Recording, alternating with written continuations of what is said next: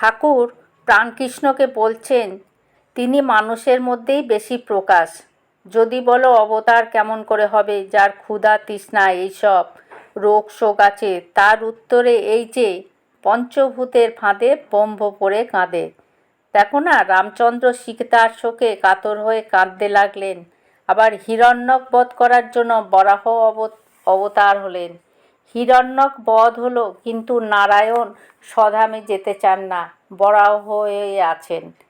কতগুলো ছানাপোনা হয়েছে, তাদের নিয়ে একরকম বেশ আনন্দে রয়েছেন।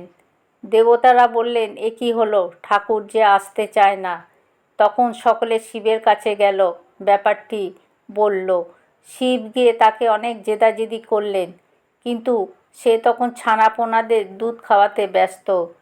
তখন শিব ত্রিশূল এনে শরীরটা ভেঙে দিলেন।